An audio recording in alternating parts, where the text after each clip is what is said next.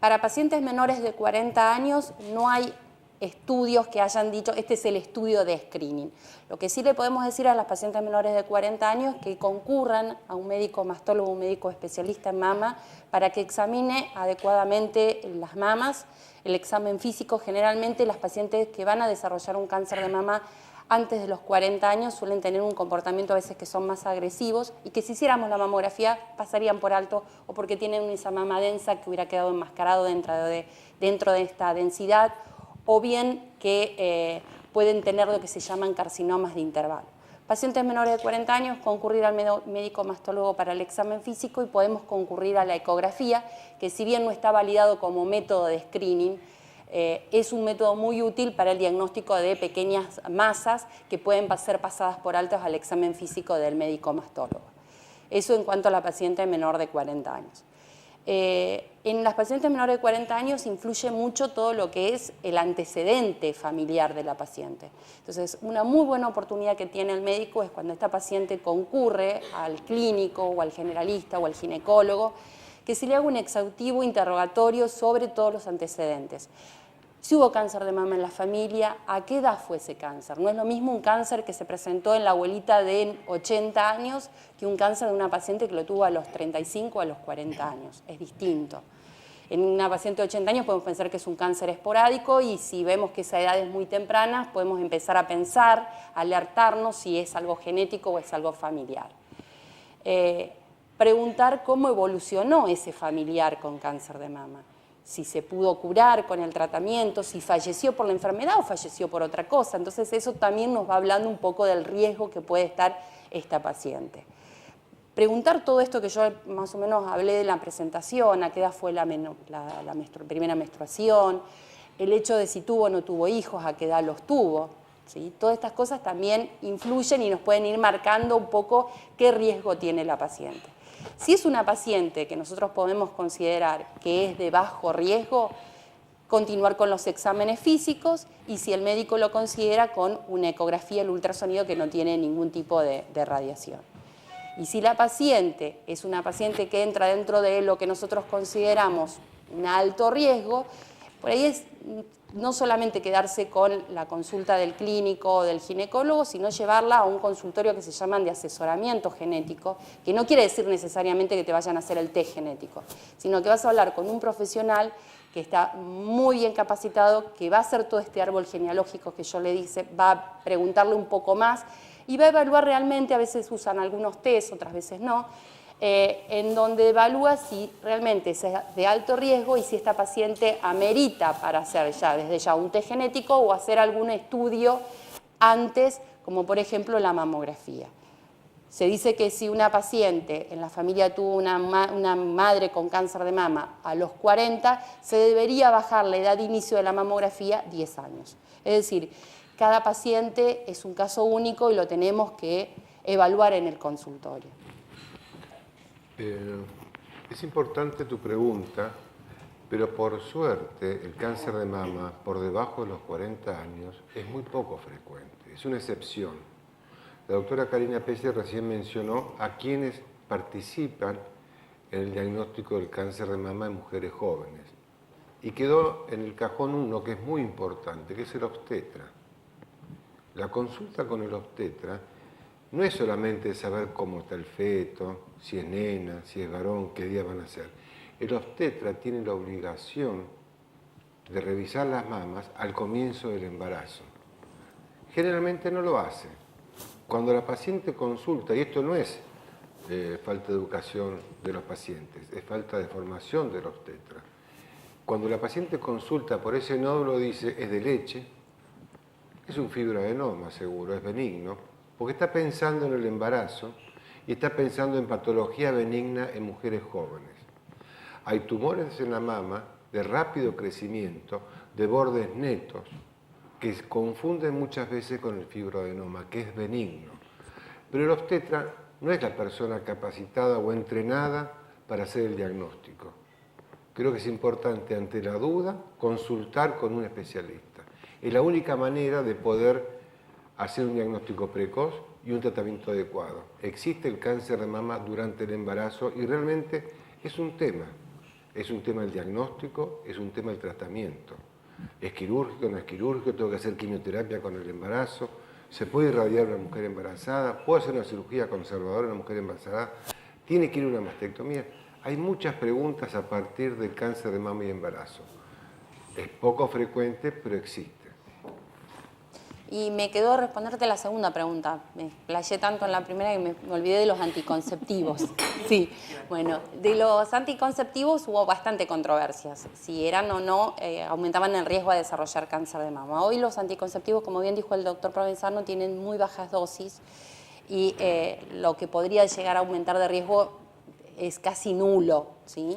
Y sí hay que hacer un gran hincapié de que los anticonceptivos están probados que disminuyen el riesgo de un cáncer que lamentablemente no tiene screening, que es el cáncer de ovario. Entonces, hoy a mí una paciente joven me pregunta si tiene que usar anticonceptivos, le digo sí, anticonceptivos de bajas dosis sí, porque le estoy evitando la disminución de un cáncer que es letal, que es el cáncer de ovario, y que no tiene lamentablemente screening como sí tiene el cáncer de mama, que es con la mamografía. Así que anticonceptivos de bajas dosis, sí. Lo que dice la doctora Pese creo que es fundamental. Si yo tengo una mamografía en el mes de enero normal, la próxima mamografía va a ser dentro de un año, entre una mamografía y otra, lo que voy a encontrar es un tumor o un cáncer del intervalo que seguramente no va a ser palpable y va a estar por debajo del centímetro. Yo puedo tener una ecografía ginecológica el 1 de enero y el 1 de junio puedo tener un tumor de ovario avanzado, en el 50% de los cánceres de ovario son avanzados, que creció entre enero y junio. De nada sirve hacer una ecografía cada 6 meses, cada 3 meses o todos los meses, porque eso no lo va a encontrar o va a volver loco al paciente. ¿Alguna otra? ¿Puedo aclarar? Sí. Yo siempre me pasa y uno lo dice con los pacientes, ¿no? Creo que la ecografía, sin lugar a dudas, y la gente lo tiene que saber, es un método operador dependiente. 100%. Sí, totalmente.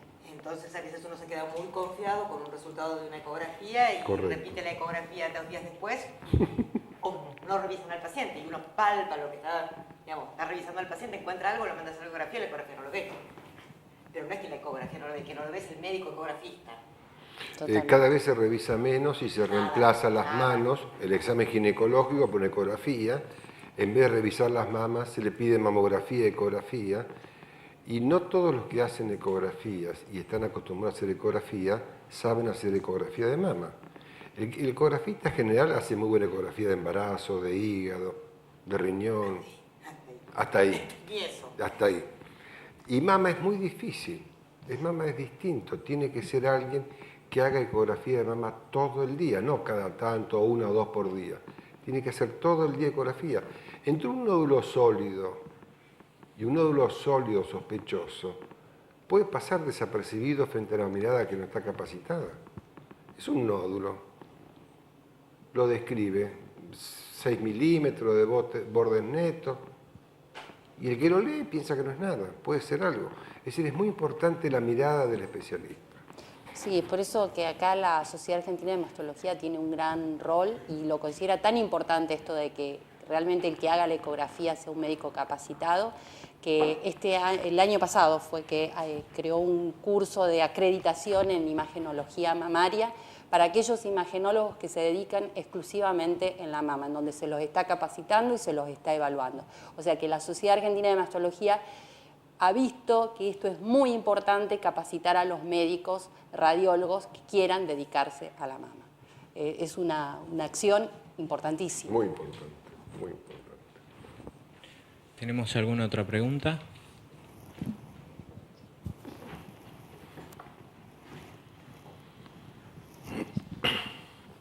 Buenos días. Si una mujer le detectan microcalcificaciones y tiene control hace 2 años cada 6 meses, y después el médico le pide, en el último control que se hace, un mamotop, y según eso va a operar. ¿Ustedes qué recomiendan? ¿El mamotop y cirugía o directamente cirugía? Porque hubo un pequeño cambio en las micros, se agruparon después de los 6 meses, de los últimos 6 meses de control.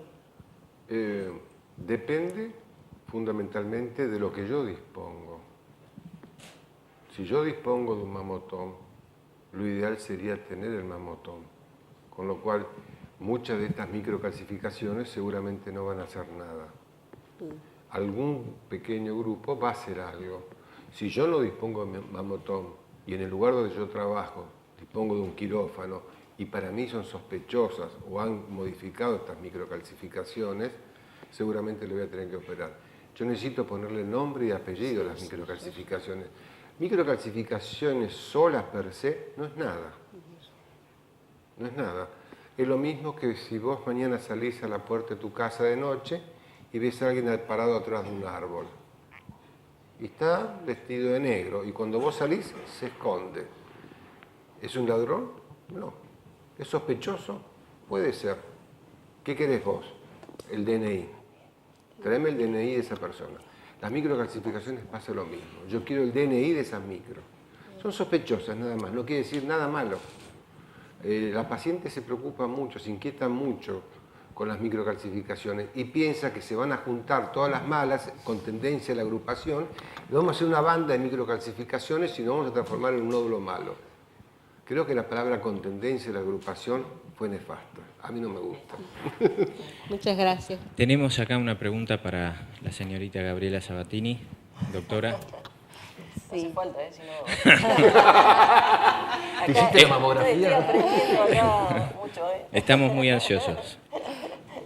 No, bueno, Gabriela, bueno, yo sé porque estás comprometida con la lucha, pero yo quisiera que le contaras a todos los presentes, a todas las mujeres, ¿por qué te comprometiste con FASEC? ¿Por qué te comprometiste con esta lucha contra el cáncer de mama? ¿Y cuál es tu mensaje que hoy le querés transmitir a todas ellas? Bueno, antes que nada, sí, es un honor para mí estar acá junto con estos profesionales y aprender, ¿no?, cada día.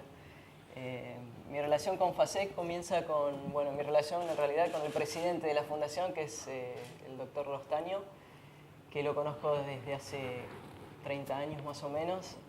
Bueno, no nos vimos por unos años y hoy en día me hago mis estudios con él en su centro y bueno, aprendo mucho de él cada día y bueno, a través de él también aprender un poco de la importancia que tiene de la prevención, ¿no? Yo hoy en día me hago los estudios a partir de los 40, que me hago los estudios cada año y bueno, me quedo tranquila que sé que me estoy haciendo los estudios, que estoy en buenas manos y entiendo la importancia que tiene, ¿no? El cáncer de mama es una de las causas más comunes de muerte en la mujer, entonces es muy importante capacitarse, tener conocimiento y por eso también estoy acá. Gracias. Gracias en nombre de todas las mujeres. Un fuerte aplauso entonces para Gabriela.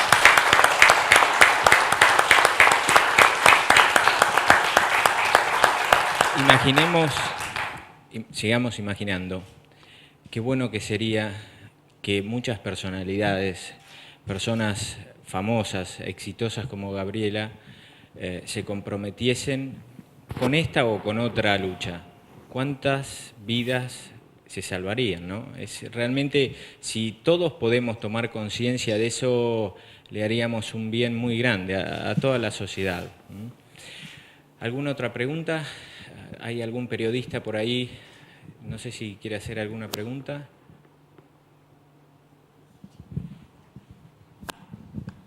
Hola.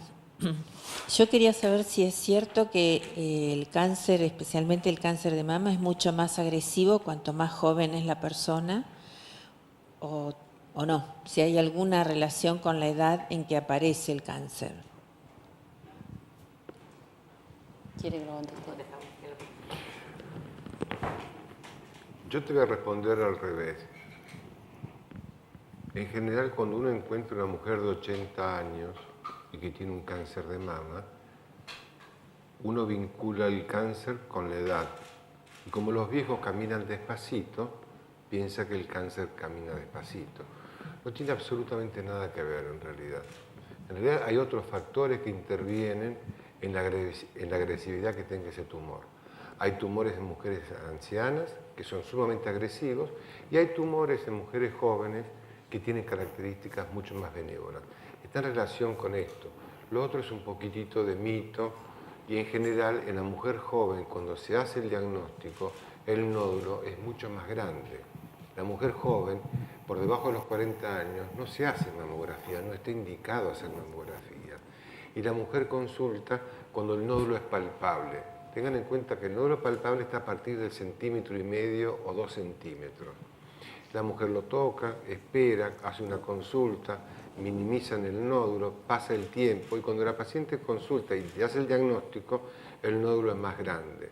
Y la evolución de la enfermedad está en relación al tamaño del nódulo y del compromiso ganglionar y las características del nódulo. Creo que esto es importante. No es que la paciente joven tiene nódulos más agresivos. Puede ser que algún grupo de mujeres tengan tumores con algunas características, pero pensemos que es el momento del diagnóstico que fue retrasado por la edad del paciente. En general sucede esto.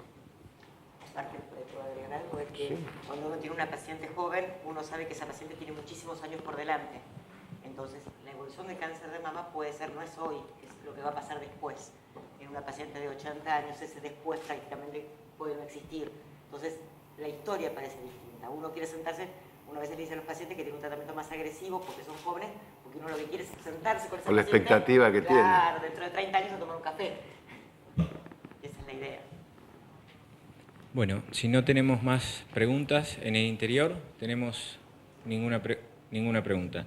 Para terminar, me gustaría saber cómo está la Argentina con respecto a Latinoamérica y el mundo en relación a tasa de mortalidad del cáncer de mama. No sé si alguien me puede contestar esta pregunta. Lamentablemente no tenemos estadísticas. Sí, por ahí hay una cosa que dijeron hoy, que la primera causa de muerte por cáncer en la mujer, lamentablemente no es, digamos, no es lamentablemente no, sino que el cáncer de pulmón es en este momento la primera causa de muerte por cáncer en las mujeres, que ha cambiado en los últimos años. También con un tumor que es altamente previsible, digamos, uno puede bajar muchísimo el riesgo dejando de fumar con conductas de eliminar el tabaco. Lamentablemente en la Argentina hace muchos años que no hay estadísticas de este tipo. Y creo que en el resto de Sudamérica, salvo Brasil o Chile, es muy difícil también tener estadísticas. En el mes de octubre, probablemente hacia fin de octubre, la Sociedad Argentina de Mastología va a lanzar una plataforma en internet muy interesante. Se va a llamar MAM, que es el Mapa Argentino de Mastología. ¿En qué consiste este MAM? Cualquier mujer del país, de cualquier región, va a poder ingresar al MAM. Y va a poder, si es de atención pública o privada. Supongamos que elija atención pública. Elijamos una provincia, la provincia de Santiago del Estero. Entonces yo quiero consultar en Santiago del Estero quién hace mamografías en lugares públicos en Santiago del Estero. Toco mamografías y me va a decir quiénes son dónde están todos los mamógrafos. El teléfono, la dirección, quién es el responsable y cómo comunicarse con él. Si yo necesito quién hace cirugía de mama en Mendoza, toco Mendoza, toco público, me va a salir todos los centros donde hacen oncología, radiología, mastólogos, oncólogos. Creo que esto va a ser una herramienta que va a ayudar a todas las mujeres a poder ellas mismas decidir cómo tratar su enfermedad y dónde hacerlo. Esto va a estar disponible para todas las mujeres, creo que en 15 días. Brillante, muchísimas gracias. Bueno, si no tenemos ninguna otra pregunta, no me queda más que agradecerles a ustedes por estar presentes, a los disertantes que realmente nos han deleitado con sus brillantes presentaciones. El especial y nuevamente agradecimiento a Gabriela Sabatini, que ha hecho con su presencia que viniera gran cantidad de público, y seamos promotores de la salud, de la buena salud. Salvemos mujeres y también, ¿por qué no, algún hombre? Muchísimas gracias y nos vemos en el próximo evento.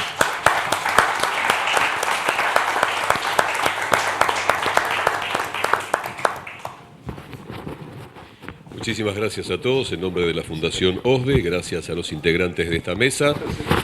Final entonces para este 31º Seminario Internacional Avances en Diagnóstico Precoz y Tratamiento del Cáncer de Mama. Una vez más por su presencia, muchísimas gracias, muy buenas tardes y será hasta el próximo encuentro.